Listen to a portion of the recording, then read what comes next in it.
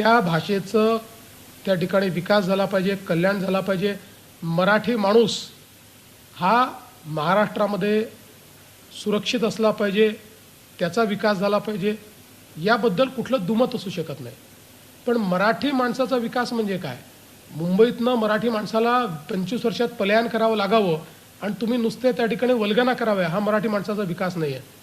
किंवा कुठल्या तरी एखाद्या परप्रांतीय किंवा उत्तर भारतीय ऑटो ड्रायव्हरला 2 झापडा मारणे, हा काही मराठी माणसाचा विकास नाही आहे. जे आम्ही करून दाखवलं, मराठी माणसाला 80,000 मराठी माणसांना बीडीडी चाळीत हक्काचं घर देऊन दाखवलं.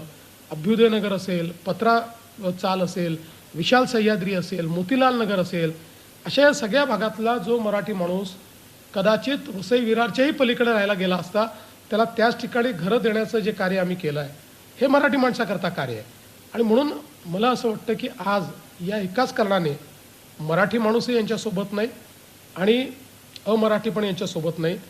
मराठी माणसाला गृहीत धरून यांनी हा जो प्रयत्न केला, हा पूर्णपणे अयशस्वी झाला आहे. अण्णामलाईंचा जिथपर्यंत संबंध आहे, आपण बघा, मी त्याला एवढंच सांगेन, एकतर काही अण्णामलाई राष्ट्रीय नेते नाहीत, ते बिचारे त्या तमिळनाडूचे एक नेते आहेत. इथल्या तमिळ लोकांनी बोलवलं म्हणून या ठिकाणी आले आणि अनेक वेळा आपल्याही तोंडी मद्रास येतं, मद्रासी येतं. आता तिथे चेन्नई म्हणायला पाहिजे, मद्रास नाही येते, ते मद्रासी कोणीच नाही आता. पण आपण बोलतो ना बोलता बोलता, कारण जुनी सवय आहे. आपला काही त्यांचा अपमान करण्याचा हेतू थोडी आहे, आपली जुनी सवय आहे. त्यामुळे समजा अण्णामलाईंनी बोलता बोलता बॉम्बे म्हटलं, याचा अर्थ काय? त्याला मुंबईचा अपमान करायचा आहे किंवा मुंबईच्या विरोधात आहे. कुठल्याही गोष्टीचं त्या ठिकाणी भांडवल करायचं आणि मग ज्या शब्दांमध्ये त्या ठिकाणी ते अण्णामलाईला बोलले आहेत, एक प्रकारे हा तमिळ लोकांचा अपमान नाही आहे. मग या देशामध्ये मराठीने तमिळांचा करायचा, तमिळांनी हिंदींचा करायचा, हिंदींनी तेलुगूचा करायचा, असा देश चालवायचा आपल्याला. आपल्या स्वभाषेचा अभिमान आम्हाला छत्रपती शिवाजी महाराजांनी शिकवला आणि त्याचवेळी इतर भारतीय भाषांचा सन्मान हा देखील आम्हाला त्यांनी शिकवला आहे. सर, येणाऱ्या काळात काय ठाकरे बंधूंचा जो संबंध आहे भाजपसोबत पूर्ण तुटलाच आहे की काही शक्यता अजूनही आहे निवडणुकीनंतर जर त्यांनी यायचा प्रयत्न केला किंवा गरज भासली तर? नाही, गरज भासतच नाही. आम्हाला पूर्ण बहुमत मिळणार आहे, आम्हाला कुठलीही गरज भासणार नाही. राजकीय संबंध इस्टॅब्लिश होण्याचं मला काही त्या ठिकाणी कारण दिसत नाही. वैयक्तिकदृष्ट्या ते काही शत्रू नाही आहेत, आम्ही बसून चहा पिऊ शकतो, त्याला अडचण नहीं है. सर, कुछ सवाल हिंदी के दर्शकों के लिए भी, जिस तरीके से पिछले 1-1.5 महीने में बीएमसी और बाकी मिनिस्टर्स के लिए चुनाव प्रचार हुआ है, आप क्या आकलन करते हैं भाजपा महायुति और अपने प्रत्याशियों के लिए कल के वोटिंग के लिए, और परसों नतीजे क्या आएंगे आपके? देखिए, महाराष्ट्र में मैं हर गांव गया हूँ, हर बड़े शहर गया हूँ, जहाँ चुनाव हो रहा है वहाँ मैं गया हूँ और मेरा आकलन है, लोगों ने मन बनाया है. हमारी जो महायुति है, इसके साथ महाराष्ट्र की जनता रहने वाली है. हम लोगों ने चुनाव में सीटें भी अच्छी दी है. सब प्रकार के लोग, गरीब से गरीब आदमी, जो सब्जी का ठेला चलाता है ऐसा भी व्यक्ति हमने दिया हुआ है, जिसका अपना घर नहीं है ऐसा झोपड़ी में रहने वाला व्यक्ति भी हमने दिया हुआ है. उसके साथ साथ पढ़े लिखे लोग भी हमने दिए हुए हैं.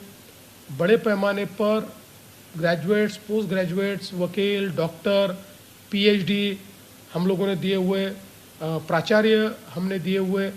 तो एक प्रकार से उम्मीदवार भी हमने अच्छे दिए और प्रचार भी हम लोगों ने बहुत सघनता के साथ किया है. केवल सभाएं नहीं, तो हम लोगों ने टॉक शोज़ भी किए, हम लोगों ने रोड शोज़ भी किए और जिस शहर में हम गए उस शहर में हमने लगातार उस शहर के विकास के बारे में बात की. और इस चुनाव को हमारे विरोधियों ने ये बहुत कोशिश की कि डेवलपमेंट के एजेंडे से इसको भटकाए, और मुंबई में तो ज़्यादा की, लेकिन हम भटके नहीं. हाँ, ज़रूर उनकी बातों का जवाब हमने दिया, लेकिन एजेंडा हमने डेवलपमेंट का रखा और 90% हमारा प्रचार ये केवल विकास पर हुआ. इसलिए लोग हमको पूर्ण रूप से चुनकर देंगे. मेरा अपना आकलन है, 29 महानगर पालिकाओं में, 26 से 27 महानगर पालिकाओं में भारतीय जनता पार्टी, शिवसेना या राष्ट्रवादी कांग्रेस, जो हम अलायंस पार्टनर्स है, इनमें से किसी का महापौर होगा। सर, इन नतीजों का पूरे देश की भाजपा की राजनीति पे, भाजपा के उत्साह पर फर्क पड़ेगा। आने वाले जो भी चुनाव देश भर में कहीं भी होंगे, इन नतीजों का परिणाम कहीं ना कहीं प्रभाव डालेगा, खासकर बंगाल की विधानसभा में। देखिए, ये चुनाव इस बात को ही अधोरेखित करेंगे कि महाराष्ट्र की सरकार पर लोगों का विश्वास है और विशेष रूप से महाराष्ट्र की जनता ये प्रधानमंत्री मोदी जी के साथ है। यही इसका एक संकेत होगा। और मुझे ऐसा लगता है कि कोई भी विजय, क्योंकि देश भर की भाजपा एक फैमिली है, कहीं पर भी विजय मिलता है तो फैमिली के सारे जो मेंबर्स होते हैं उनमें उत्साह भी आता है और एक प्रकार से उमंग भी दिखती है। सर, हिंदुत्व का मुद्दा आपकी तरफ से है और मराठी मानुस का मुद्दा MNS शिवसेना उबाटा की तरफ से है, तो कितना फर्क, कौन सा मुद्दा डालेगा आपके हिसाब से इन चुनाव में, कल जब लोग वोट डालने जाएंगे? देखिए, हमने हिंदुत्व के मुद्दे पर चुनाव नहीं लड़ा, हमने विकास के मुद्दे पर चुनाव लड़ा। लेकिन हमारी आत्मा हिंदुत्व है, हमारा विचार हिंदुत्व है और हिंदुत्व और विकास ये दोनों को पृथक नहीं किया जा सकता। और हमारा जो हिंदुत्व है कभी भी संकुचित नहीं रहा है। पूजा पद्धति पर आधारित हिंदुत्व हमने नहीं कहा। हमारा जो हिंदुत्व है वो भारतीय संस्कृति और प्राचीन भारतीय जीवन पद्धति, इसको अपने मानने वालों को हम हिंदू कहते हैं, उनके समूहों को हम हिंदू कहते हैं। इसलिए जो भी इसको मानते हैं उसको हम साथ में लेकर चलना चाहते हैं। मैं ऐसा मानता हूँ कि हम लोगों ने केवल जहाँ पर हिंदुत्व को क्वेश्चन किया गया या जिस प्रकार से उद्धव ठाकरे जी की उबाठा ने ये कहा कि हम लोग मराठी और मुस्लिम इनके भरोसे महापौर को चुनकर देंगे, तो मैंने उनका जवाब दिया, मराठी ये हिंदू ही है, हिंदू और मराठी को पृथक करने की कोशिश मत करो, ये नहीं हो पाएगा। ये मैंने बताया। सर, एक आखिरी सवाल, आपकी जो महायुति है फिलहाल जो राज्य सरकार में सत्ता में है, ये कई जगहों पे अलग अलग चुनाव लड़ रहे हैं और कई जगह तो कटुता काफ़ी ज़्यादा बढ़ गई चुनाव में जिसके खिलाफ लड़ने के नाते, तो क्या उनका फर्क कल के जो नतीजे आने हैं या चुनाव होने हैं, कहीं वोटर ट्रांसफर में कन्फ्यूजन मुंबई, ठाणे और बाकी जगहों पर हो सकता है जहाँ आप साथ में लड़ रहे हैं? कोई कन्फ्यूजन नहीं है, कोई खींचतान भी नहीं है। हमने पहले तय किया था कि कुछ शहर ऐसे हैं जहाँ हम ही बहुत डोमिनेटेड पार्टी है, चाहे हम हो और सेकंड नंबर की पार्टी ये हमारे साथी है, इसलिए वहाँ पर हम अलायंस करके दूसरे पार्टी को स्पेस नहीं देना चाहते थे, इसलिए वहाँ फ्रेंडली फाइट करने का हमने निर्णय किया। महाराष्ट्र में केवल पूना में ऐसा हुआ है, पूना और पिंपरी चिंचवड़ में, कि जहाँ पर जो हमने पहले तय किया था कि फ्रेंडली फाइट में एक दूसरे के खिलाफ नहीं बोलेंगे, छीटाकशी नहीं करेंगे, लेकिन शायद चुनाव के प्रेशर में अजीत दादा ने पूना और पिंपरी चिंचवड़ में हमारे ऊपर छीटाकशी की, हमारे ऊपर उन्होंने कई बातें कही, लेकिन उसका जवाब हमने विकास से दिया।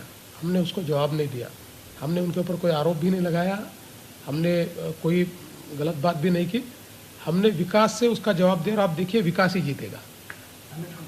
Thank you.